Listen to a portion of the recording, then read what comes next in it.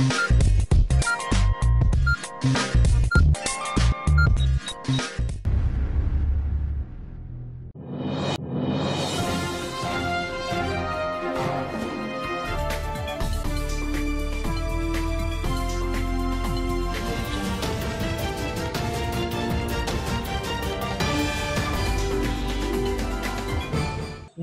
मी अक्षय. एडियन बातमीपत्रात आपले स्वागत.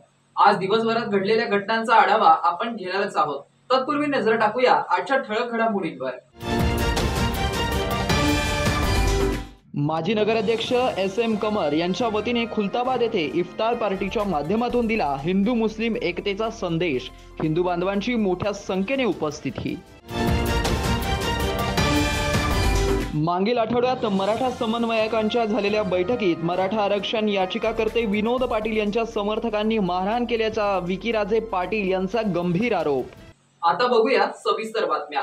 औरंगाबाद लोकसभेसाठी महायुतीकडून शिंदे गटाला जागा सुटणार असल्याचा दावा शिवसेना प्रवक्ते आमदार संजय शिरसाट यांनी केला असून याबरोबरच त्यांनी संजय राऊत यांच्यावर पुन्हा एकदा कडाडून टीका केली आहे. फॉर्म भरण्यासाठी दुसऱ्या टप्प्याचे किंवा तिसऱ्या टप्प्याचे काही दिवस बाकी आहे आणि या अनुषंगाने महाराष्ट्रामध्ये प्रत्येक पक्षाच्या इच्छुक कार्यकर्त्याची असलेली गर्दी, उमेदवारांची असलेली धावपळ हे मला वाटतं काही दिवसात आता ती संपेल. महायुतीमध्ये शिवसेना, भाजप आणि राष्ट्रवादी यांची जवळपास बोलणी झालेली आहे.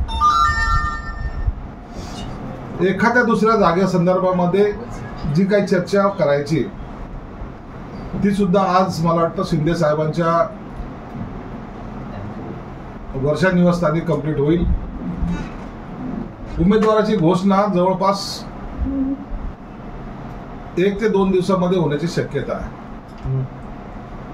परंतु या निवडणुकीच्या अनुषंगानं ज्या काही बातम्या वेगवेगळ्या माध्यमातून समोर येत आहेत, धुसफूस चालू आहे, उमेदवार बदलण्याचे संकेत आहेत किंवा इतर जागा, याची जागा त्याला गेली, त्याची जागा त्याला गेली, या सगळ्या गोष्टीचं उत्तर मला वाटतं आपल्याला उद्या मिळेल. परंतु एक निश्चित आहे की महायुतीसाठी प्रचंड प्रमाणामध्ये सर्वसामान्य माणसापासून तर राजकारण्यापर्यंत सर्वांचं लक्ष हे उमेदवाराकडे लागलेलं आहे. याचा अर्थ असा होतो की त्यांनी मनोमन ठरवले की आपल्याला महायुतीला निवडून द्यायचं. परंतु आता उमेदवाराची नावाची घोषणा कधी होते याबद्दल त्यांना उत्सुकता आहे. म्हणून कृपया तुम्ही असं समजून घेऊ नये की आमच्यामध्ये काही आलबेल नाहीये, आमच्यात काही भांडणं आहे, तक्रारी, असा कोणताही प्रकार नाही. भाजपने तुम्हाला अडचणीत आणलं, म्हणजे 2 जागा तर माधवी जानकर आणि राष्ट्रवादीला उस्मानाबादची केलेली आहे. हिंगोलीची जागा माघारी घ्या आणि आपल्या संभाजीनगरची जागा आम्हाला द्या, असं भाजपकडून नाव असतं. असं काही झालेलं नाही. सर्व नेत्यांनी ठरवून जानकरांना परभणीची जागा दिलेली आहे. बाकी कोणत्याही जागेची आणखीन अंतिम बोलणी झालेली नाही. ना धाराशिवची, हिंगोली जागा ही तर आमचीच आहे, त्याच्याबद्दलचा आम्ही उमेदवार जाहीर केलेला आहे. संभाजीनगर ही पारंपरिक पद्धतीने आमची जागा असल्यामुळे हा देण्याचा प्रश्न येत नाही. म्हणून भाजपने आम्हाला कुठेही काही अडचणीत आणण्याचा प्रयत्न केलेला नाही. सर्वांनी मिळून हे घेतलेला निर्णय. ते टीका करताना संजय राऊत असे म्हणाले गद्दारांना पुन्हा एंट्री नाही. अहो, गद्दार कोण आहे ते ठरवणार कोण आहे? ते स्वतःच गद्दार आहे. त्यांनी उबाटा गट संपवला, त्यांनी शरद पवारांचा गट संपवलाय आणि खऱ्या अर्थाने घेतलेली सुपारी त्यांनी परिपूर्ण निभवलेली. म्हणून खरा गद्दार हा संजय राऊत आहे. म्हणून आम्हाला कोणी गद्दारी स्वाभिमानच्या गोष्टी शिकवू नयेत आणि आम्हाला जायचे नाही. तुमच्यामधले जे आहेत त्यांना सांभाळा. तेही आता 1-2-3 दिवसामध्ये आमच्याकडे येण्याची शक्यता आहे. गंगापूर पोलिसांनी गावठी पिस्तूलसह 2 जिवंत काडतुसं सोबत बाळगणाऱ्या सराईत आरोपीला शिताफीने जेरबंद केले असून त्यांच्याकडून पिस्तूल, काडतुसे आणि मॅगझीन जप्त करण्यात आली आहे. कानिफनाथ माणिक माबस, वय 38 वर्ष, राहणार भिवधानोरा, तालुका गंगापूर असं त्या आरोपीचं नाव असून तो गंगापूर ते वैजापूर जाणाऱ्या हायवेवर असलेल्या हॉटेल अन्नपूर्णासमोर दारूच्या नशेत संशयास्पदरित्या गोंधळ घालत होता. पोलिसांनी त्यास ताब्यात घेऊन त्याची अंगझडती घेतली असता त्याच्या कमरेला एक प्लास्टिकच्या धातूचा काळ्या रंगाचा गावठी कट्टा म्हणजेच पिस्टल व 2 जिवंत काडतुस राऊंड अवैधरित्या विना परवाना जवळ बाळगताना मिळून आल्या. गावठी कट्टा व 2 जिवंत काडतुस असं एकूण 31,000 रुपयांचा मुद्देमाल पोलिसांनी जप्त केला आहे. त्याच्या विरुद्ध पोलीस ठाणे गंगापूर येथे गुन्हा दाखल करण्यात आला असून पुढील तपास गंगापूर पोलीस करीत आहेत. नमूद आरोपी हा सराईत गुन्हेगार असून त्याच्या विरुद्ध अहमदनगर जिल्ह्यात खुनाचा गंभीर गुन्हा दाखल आहे. त्याचप्रमाणे अवैधरित्या दारू विक्री करणे, जुगार यासारखे सुद्धा गुन्हे दाखल आहेत.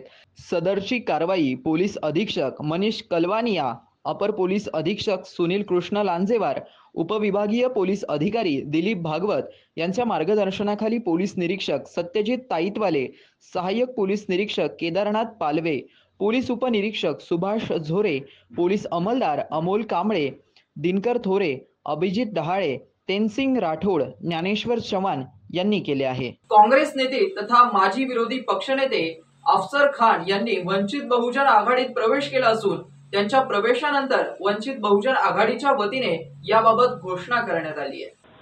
आज औरंगाबाद शहराचे माजी विरोधी पक्षनेते अफसर खान भाई यांचा अधिकृतरित्या वंचित बहुजन आघाडीचं सदस्यत्व त्याची नोंदणी झालेली आहे आणि त्यांचा पक्षप्रवेश या ठिकाणी मोठ्या उत्साहात साजरा झालेला आहे. त्यांनी इच्छा व्यक्त केली. श्रद्धेय बाळासाहेब आंबेडकरांची विचारधारा मला खूप आवडते. मी सतत श्रद्धेय बाळासाहेब आंबेडकरांचे कार्यक्रम बघतो आणि श्रद्धेय बाळासाहेब आंबेडकरांनी वेळोवेळी मुस्लिम समूहासाठी ज्या ज्या भूमिका घेतल्यात त्या खूप मुस्लिम समूहाच्या हिताच्या आहे असं त्यांनी नमूद करून त्या ठिकाणी प्रवेश करण्याची इच्छा व्यक्त केली. श्रद्धेय बाळासाहेब आंबेडकरांना त्याबद्दलची माहिती देण्यात आली आणि बाळासाहेबांनी सांगितलं का त्यांचं औरंगाबाद या ठिकाणी आपण अधिकृतरित्या प्रवेश करून घ्यावा. देखिए, मैंने हमारे प्रकाश अंबेडकर सर का काम देखा. उन्होंने जो हमारे मुस्लिम समाज पे जितने अन्याय अत्याचार और उसके खिलाफ उन्होंने आवाज़ उठाया. हुजूर की गुस्ताखी में जो लोग हुजूर की गुस्ताखी करते हैं, हुजूर की गुस्ताखी में बात करते हैं, उसके लिए उन्होंने कड़ा कानून बनाओ बोला. क्योंकि मैं जो समाज से आता हूँ और जो नेता उस समाज के बारे में बात करता तो मैं उनसे प्रभावित होके वंचित बहुजन आघाड़ी में आज प्रवेश किया, ऐसा मैं कहता हूँ. मेरी इच्छा, हमारे जावेद भाई की इच्छा, जैसा इन्होंने अभी बताया कि हर्षवर्धन की इच्छा, सबकी इच्छा होती है इच्छा, लेकिन हमारा नेता क्या निर्णय लेता है, हमारे बाड़ा साहब जो निर्णय लेंगे उसका हम आदर करेंगे. और वो अगर आदेश देते हैं कि अफसर खान तुम लड़ो, तो पूरी ताकत के साथ, पूरी शिद्दत के साथ और पूरी ईमानदारी के साथ बाळा साहब को कभी भी ठेस नहीं पहुंचाएंगे, ऐसा हम कहते हैं. जर तुम्हाला उमेदवारी जाहीर केली तर काय तुमचा अजेंडा असेल पुढे? अजेंडा जैसी उम्मीदवारी जाहिर होंगी और अजेंडा मैं अकेला नहीं बनाऊंगा ना, मैं वंचित बहुजन आघाड़ी का सिपाही हूँ. उस बाळा साहब जो एजेंडा बनाएंगे, हमारे जिला अध्यक्ष, शहर अध्यक्ष, सारे पदाधिकारी, उस हिसाब से मैं चलूंगा ना, उस हिसाब से एजेंडा बनेगा. मैं मेरा पर्सनल एजेंडा नहीं बना सकता ना. अब मैं वंचित बहुजन आघाड़ी का सिपाही हो गया. इम्तियाज जलील 1,000 होते, 1,000 आहे. काय करायला पाहिजे होतं समजा? इम्तियाज जलील ने ऐतिहासिक काम शहरियाने औरंगाबाद में ना दलित समाज के वोट लेकर आया, मुस्लिम समाज के वोट लेकर आया. आज शहर के अंदर जो आमदार और खासदार बना, उसका एक ऐतिहासिक काम बता दो. जैसा हम डॉक्टर रफीक जकरिया का बता सकते हैं, अंतुले साहब का बता सकते हैं. इसका एक भी ऐतिहासिक काम नहीं है. इसने सिर्फ हवा में बातें करा, लोगों को गोल गोल शहर में और जिले में घुमाया और अपना घर भरने का काम किया, ऐसा मैं कहता हूँ. मैं तो 95 से, मैं जब से कारपोरेटर बना हूं, शहर का विरोधी पक्ष नेता बना हूं, जब से अभी तक मैंने 17 दंगल हैंडल किया हूं, 17, और मैं हर दंगल में आगे रहता हूं. अभी तो मैंने कैश, इससे पहले की दंगल में मेरे पास में टैक्स पावती और 7 बारे नहीं थे, मैंने कैश श्योरिटी भर के लोगों को बाहर लाया है. मुझ में खौफ और मिल्लत का जज्बा है, मैं जज्बे से काम करता हूं. और आज जो किराड़पुरा का दंगल हुआ, उसमें मैंने, मेरे फैमिली ने 64 बेल लिया है. मैंने सारी प्रॉपर्टी के बिल दे दिया कौम और मिल्लत के लिए. मैं कुर्बानी देना जानता हूँ और कौम और मिल्लत के हित में मैं हमेशा काम करता हूँ, ऐसा मैं कहता हूँ. देखो, मोदी से तो हमारे बाळा साहब प्रकाश अंबेडकर साहब ने कह दिया है कि मुझे मोदी को हराना है. मेरी लड़त पूरे देश में और पूरे महाराष्ट्र में है, तो मोदी को हराने की है. हम मोदी को हराने. इन्होंने पूछा यहाँ लड़त किससे है? अभी एक ही कैंडिडेट डिक्लेयर हुआ. दूसरा कैंडिडेट अगर डिक्लेयर होता था बीजेपी का, या शिंदे गट का, तो मैं उसके बारे में भी बोलता था, लेकिन वो डिक्लेयर नहीं हुआ ना, उसके बारे में क्या, जिस गांव जाना नहीं उसके किलोमीटर क्यों गिनना? आम्ही पाठिंबा देणार नाही, इथं उमेदवार लढवणार, कारण ही विनिंग सीट वंचित बहुजन आघाडीची. आम्ही का पाठिंबा द्यायचा? जर आम्ही इथून निवडून आलोय तर पाठिंबा का द्यायचा? इथं जिथं पाठिंबा दिलोय तिथं आमचा उमेदवार निवडून आलाय. हो, पण इथं वंचित बहुजन आघाडीच्याच बॅनर खाली प्रचार आणि प्रसार आणि तिथलं पूर्ण यंत्रणा राबवलेली आहे. त्यावेळेस MIM हा पक्ष इथं रुजलेला नव्हता. ज्यांनी पक्षाचं काम केलं ते युनुस जावेद कुरेशी साहेब इथं आहेत. पक्षामध्ये कशा पद्धतीनं जुन्या लोकांना बाजूला करण्याचं काम त्यांनी केलंय आणि इथं फक्त जातीय तेढ निर्माण करण्याचं काम केलंय. सर्वसमावेशक भूमिका घेतलेली नाहीये. ग्रामीण भागामध्ये विकास केला नाहीये. ज्या दलितांच्या प्रश्नावर ते खासदार झालेत त्या दलितांना कुठल्याही सुखसुविधा मिळालेल्या नाही. दलित वस्ती सुधार योजनेचा लाभ मिळालेला नाही, घरकुलाचा नाही. यांनी केलंय तरी काय? शहरामध्ये फक्त जातीय धार्मिक रंग तेढ निर्माण केलंय. खुलताबाद शहराचे माजी नगराध्यक्ष SM कमर यांच्यातर्फे पवित्र रमजान महिन्याच्या निमित्त इफ्तार पार्टीचं आयोजन करण्यात आलं होतं. या इफ्तार पार्टीत हिंदू बांधवांची मोठ्या संख्येने उपस्थिती होती. आगामी निवडणुकीच्या पार्श्वभूमीवर एकीकडे देशात आणि राज्यात राजकीय स्वार्थासाठी जाती धर्मात तेढ निर्माण करण्यात येत असल्याच्या घटना घडताना दिसतात. त्यातच हिंदू मुस्लिम ऐक्याचा संदेश देण्याचा आदर्श खुलताबाद शहराचे माजी नगराध्यक्ष SM कमर यांचे वतीने इफ्तार पार्टीच्या माध्यमातून हिंदू मुस्लिम एकतेचा संदेश देण्यात आला. खुलताबाद शहरातील हिंदू बांधवांनी इफ्तार पार्टीत सहभाग नोंदवलेली हिंदू मुस्लिम एकताचे प्रतीक दिसून आले. सोमवार 1 एप्रिल रोजी संध्याकाळी माजी नगराध्यक्ष ॲडव्होकेट SM कमर यांच्या वतीने शहरातील मीना मशिदीच्या प्रांगणात इफ्तार पार्टीचं आयोजन करण्यात आलं होतं. या प्रसंगी मुस्लिम समाजातील नागरिकांसह हिंदू बांधवांची मोठ्या प्रमाणावर उपस्थिती होती.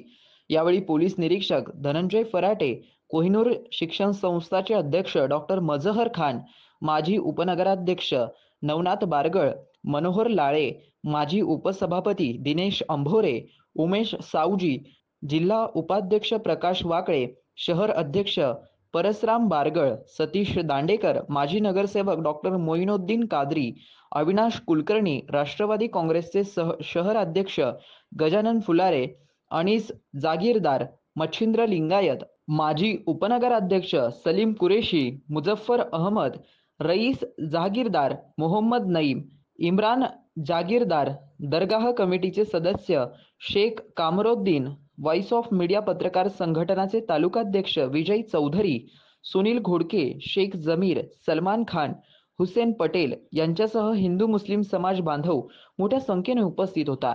एडियनसाठी तालुका प्रतिनिधी हुसेन पटेल, खुलताबाद. शहरवासियांना एक सुवर्ण संधी. तुम्हीही एखादा व्यवसाय करताय तर मग एडियनवर जाहिरात करा आणि मिळवा व्यवसायात मोठा फायदा.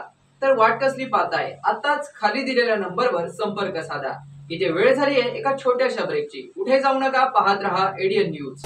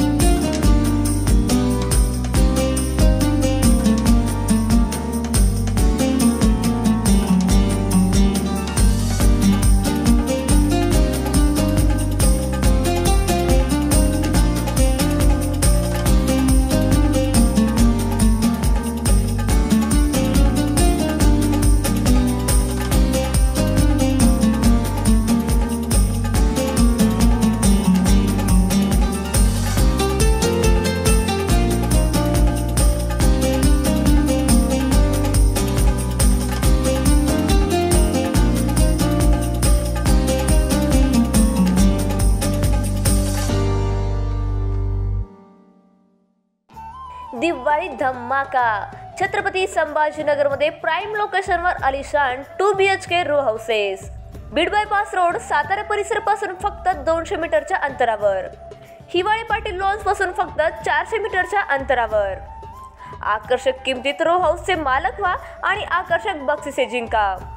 किंमत फक्त 51 लाख पासून पुढे. विकसित क्षेत्रात अधिष्ठान आहे.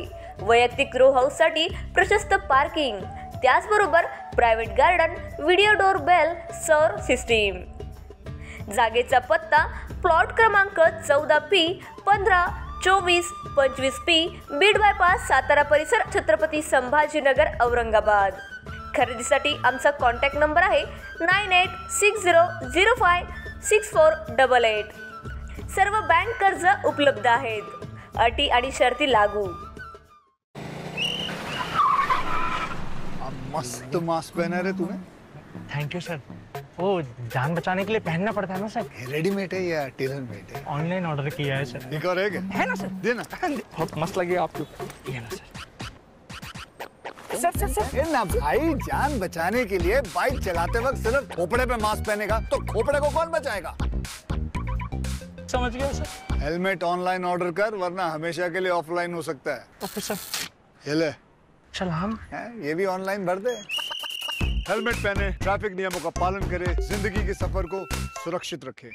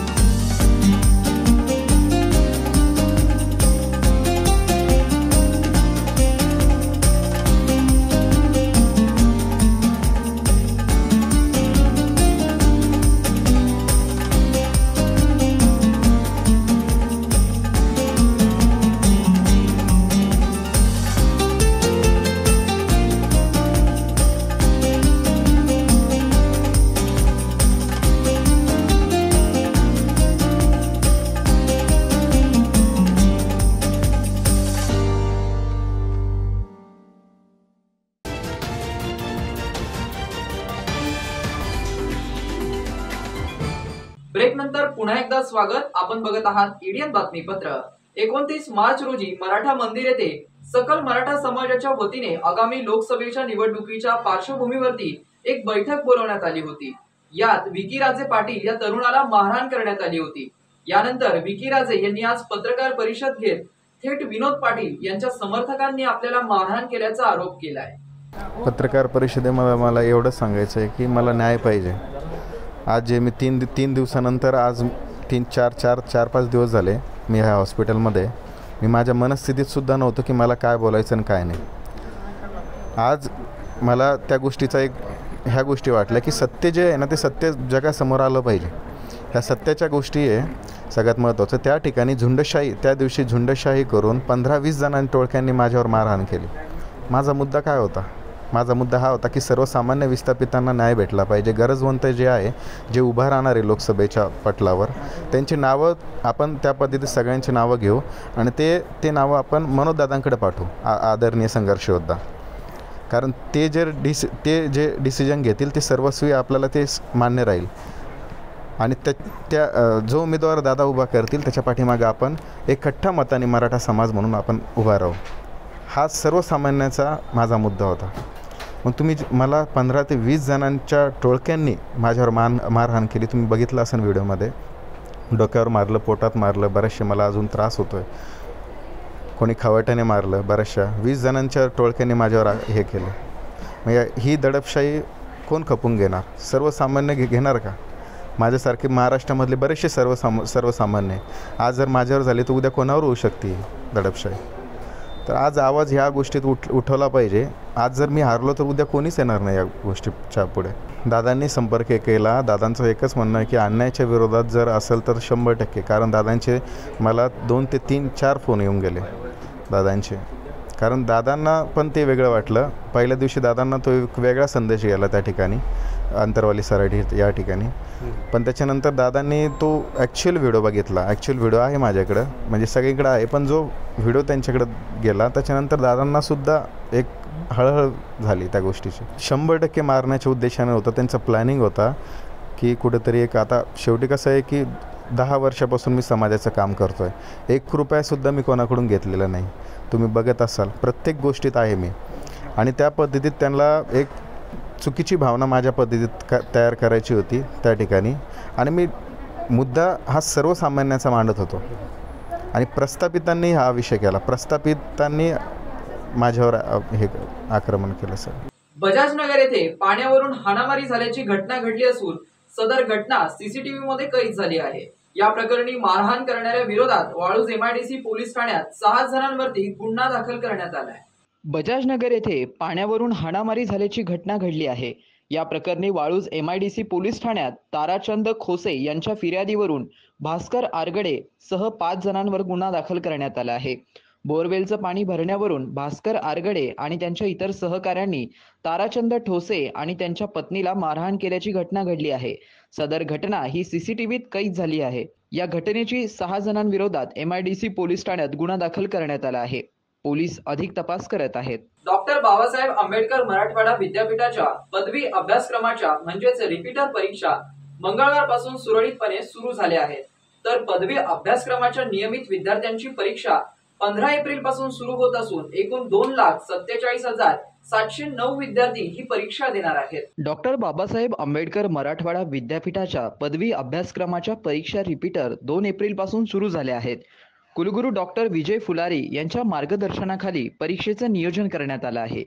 सदरील परीक्षा सुरळीत पार व कॉपीमुक्त वातावरणात पार पाडाव्यात, तसेच परीक्षा केंद्रावर कोणत्याही प्रकारचे गैरप्रकार होऊ नये यासाठी प्रत्येक परीक्षा केंद्रावर सहकेंद्र प्रमुखांची नियुक्ती करण्यात आली आहे।